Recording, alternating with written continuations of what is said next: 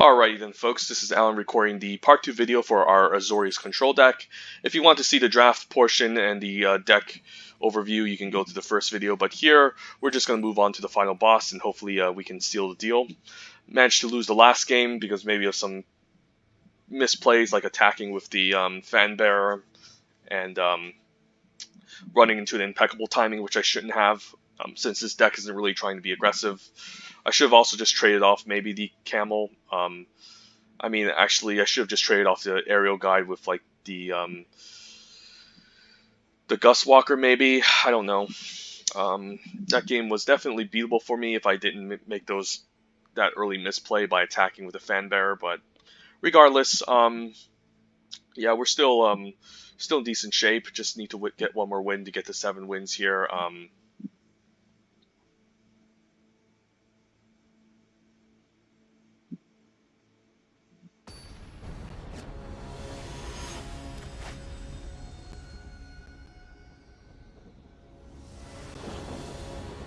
Alright, Fan Barrel on 1, and then Gust Walker, and then I can eventually cycle away like these blue cards and get to late game with them.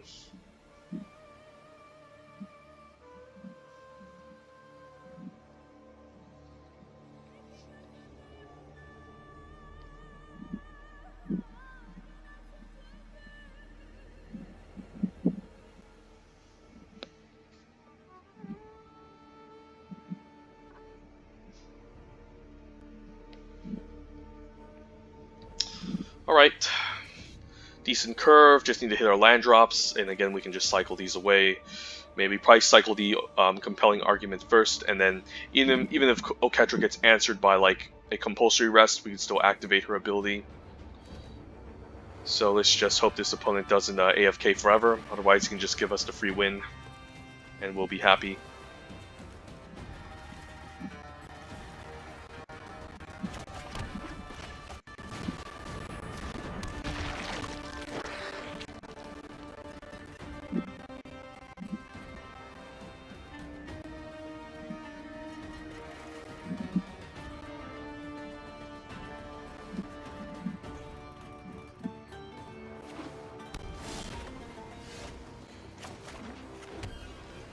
I think I'm fine attacking for 1. Next turn we can cycle away a card just to hit our land drop.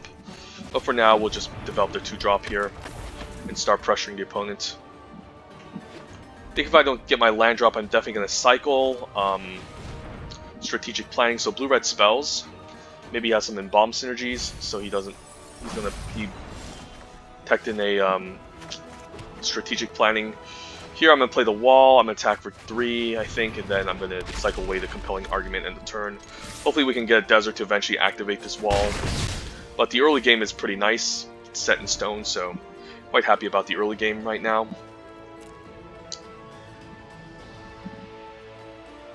Since if the opponent even stumbles on a single land drop, he's going to be in trouble. Eventually I can get to my Oketra or Striped Riverwinder.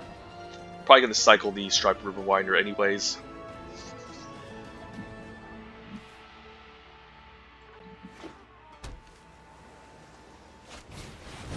Hitting a land drop will be really nice next turn, because that will allow me to play out Oketra and start activating her and attacking with her. Okay, which one do I play first? Unquenchable Thirst, unfortunately, can answer Oketra.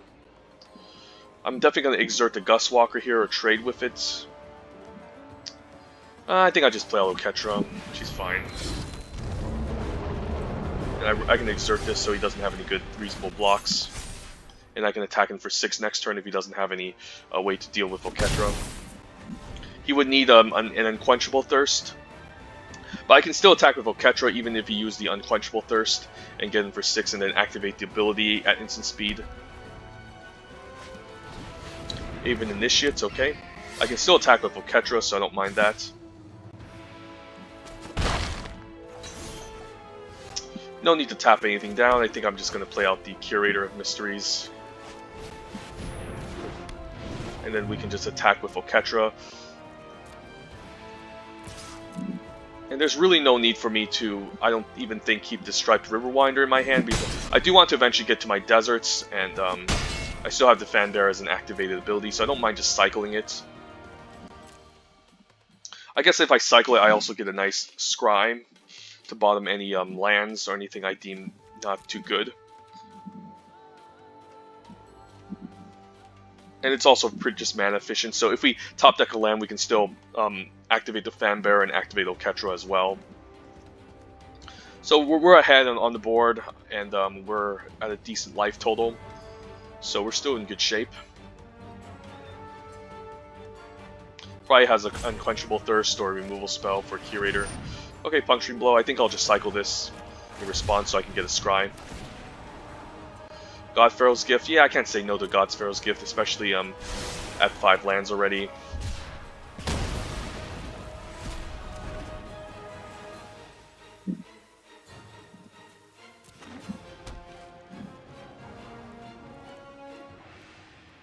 Guess he might just chump with the Aven Initiate. I guess he can't attack because if he does, I can just tap his creature down and then get in for lethal. So he's not really in that great of a shape. However, what I can do now is I can use the Fanbearer, tap down the Aven Initiate here, and then exert the Gustwalker.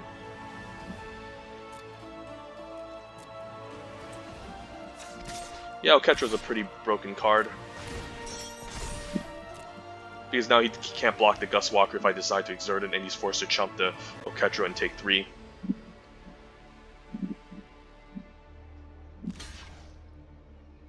But yeah, I think I have this game sealed.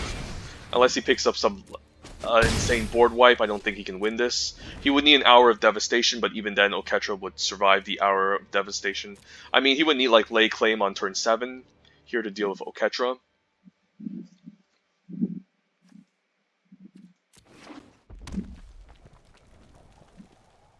So unless he has a Lay Claim or enough chump blockers to survive, I don't think he can win.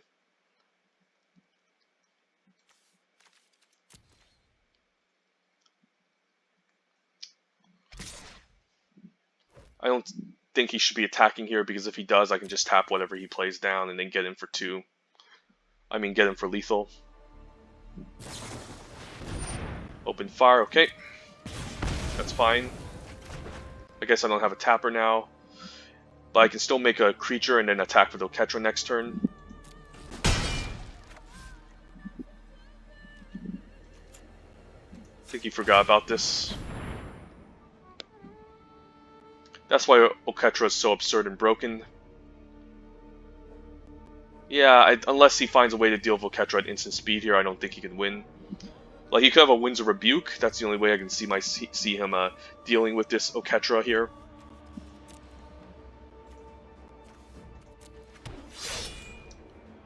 But even then, this is pretty difficult for him to deal with. I can cycle away the Compelling Argument.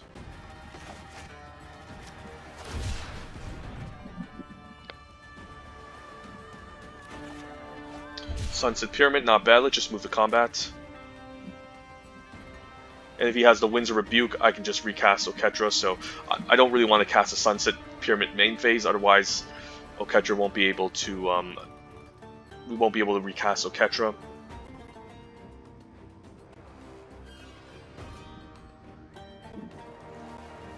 So it's either Winds of Rebuke or he loses here. Yeah, I think it's just game over here.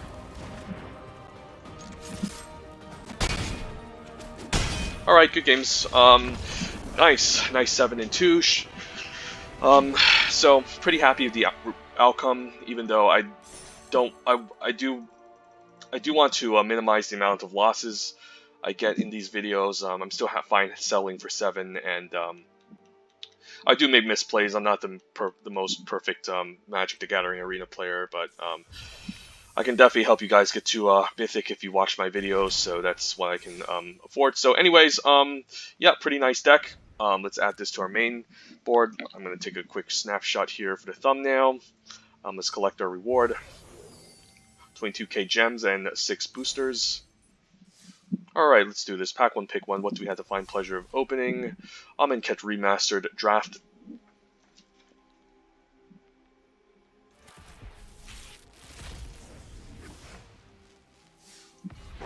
Ooh, Resilient Kenra. This is a pretty strong card. Yeah, just pumping a creature +2/+2, and then in the late game, giving a creature +4/+4 is quite strong. It's also in single color, so it's also very strong. Alternatively, there's Hope Tender, which is a fine ramp spell. Usually, the first ability isn't super amazing because you're forced to pay one generic to use it anyways. But when you can you can use the second ability, it's almost like a Naga Vitalist in a sense. So it's okay. I mean, I guess it's a good card in any ramp deck. So if you want to set up some sort of green ramp deck, Hope Tender can be quite nice. Shadowstorm Vizier is okay. Unlike most signpost dual-colored uncommons, which are really powerful, Shadowstorm Vizier is not super amazing. Sure, you can maybe cycle a card and pump this once, but even then, like, it's not that great.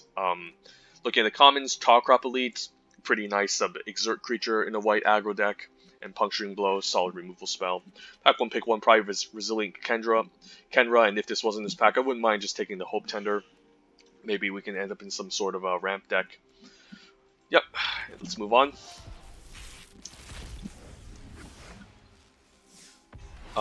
Champion of Wits versus Desert's Hold. Blue is a little bit of a worse color than Desert's Hold, but I think Champion of Wits is a really strong card. I mean, usually in the early game you can just play this to loot, and then if you're able to internalize this, you gain like an insane amount of card advantage just by not only putting a 4/4 on the battlefield, but drawing 4 and then discarding 2. I mean, it's almost, I guess, like drawing 2 with a 4/4 body, so I don't know. It's a still very good card, and I don't know. It would be a pretty interesting decision between Desert's Hold and Champion of Wits. I think white is just a better color than blue in this set, so it might be actually more reasonable taking the Desert's Hold than the Champion of Wits. But both cards are very good. Looking at the commons, there's a Final Reward and Fan Bearer as the best commons. Again, it would be a pretty interesting argument between the white card and the black card. Probably still take the Fan Bearer over Final Reward. Final Reward can deal with gods, but again, I think white is just a better color in this set, and you definitely want to be leaning towards a white Exert deck. But yeah, between these two, it's pretty difficult. Desert's Hold is just a solid removal spell, I mean, I guess you can still play Compulsory Rest in white anyways, which is a worse version of Desert's Hold since they can still sack the creature and gain 2. But it does a similar job anyways. I guess it's going to lock down activated abilities, so it's definitely better than Compulsory Rest. But I don't know, Champion Wits, just a powerful value engine. You can loot away cards that you don't need early, and then in the late game you can just loot away lands and draw 4, which is quite powerful. So maybe I would still take the Champion of Wits anyways.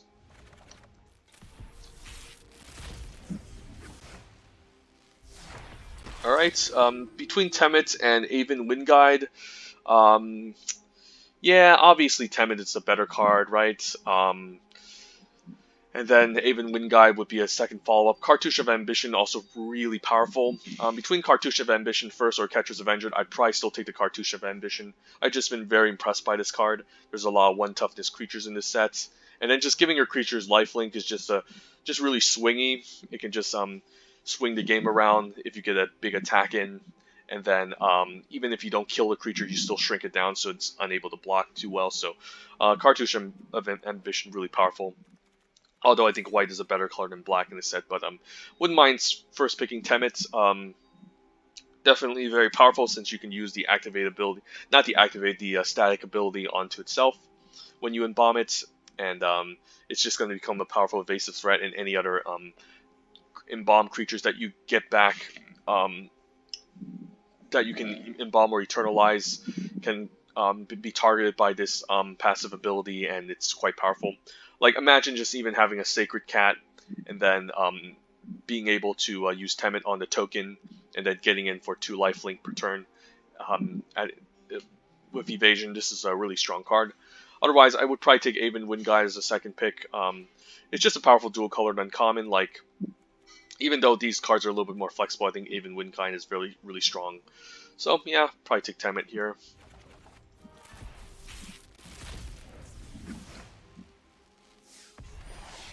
Between Fanbearer and Baleful Amit, I would probably still take the Fanbearer. Like, Baleful Amit is good if you can put the -1/-1 counter onto a small target creature, but usually a 3-mana 3/2 is okay. 3-mana 3/2 lifelink, I mean, it's still very good.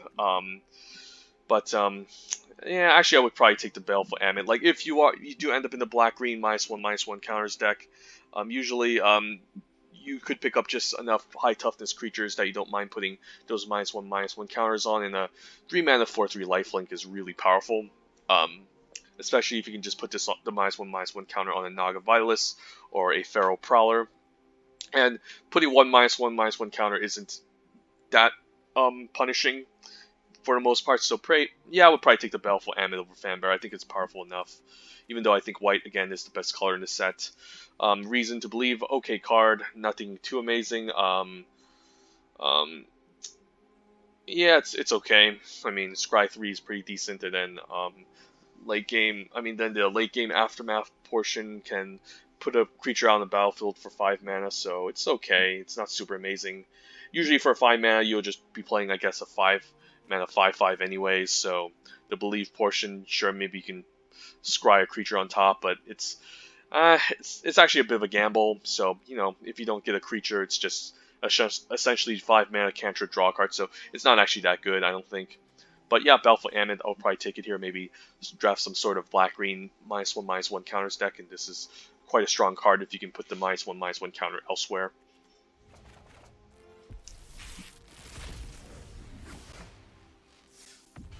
Okay, open up the best card in the entire set, Easy Glorybringer. If Glorybringer wasn't in this pack, I'd probably take an Honored Cropped Captain.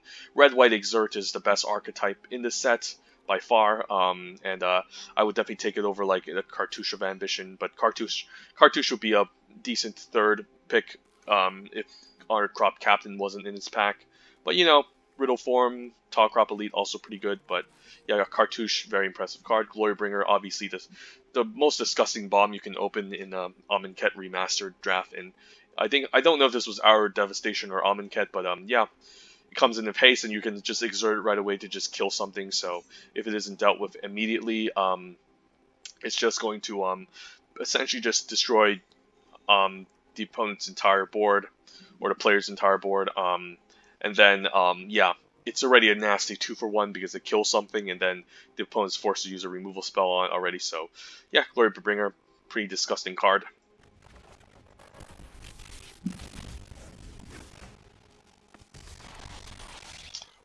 Yeah, I'll probably take a Sheffet Monitor. Like, even if you don't cast this, you can still cycle this to not only get a land and put it in the battlefield for ramping and splashing purposes, but you still draw a card from the cycling, so it's a pretty powerful 2-for-1. The dual colored uncommons are okay. Leave the chance. I don't really like in red white since you're not looking to really grind the opponent out. Like, I mean, sure, yeah, maybe you can just return some aggressive creatures with the leave in the late game, and then chance. It's essentially just tormenting voice.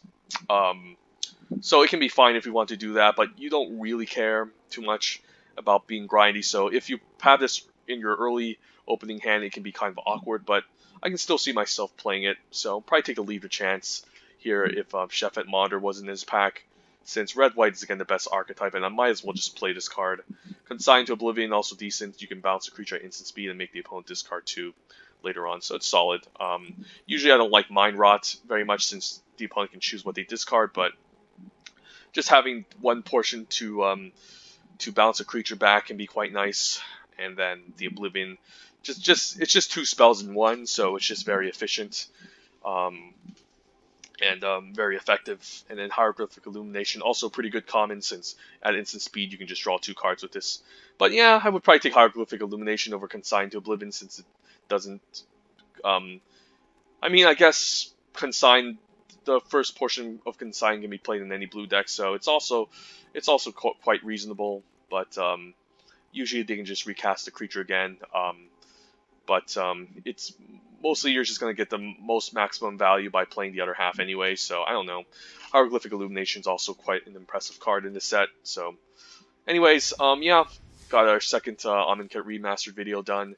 Maybe I'll do another one eventually before Zendikar Rising hits. I don't know what the next quick draft will be. Hopefully it'll be something fun, but we'll see. I'm going to look up the calendar and find out. But in the meantime, yeah, have a wonderful day, guys, and take care. And take it easy. Bye.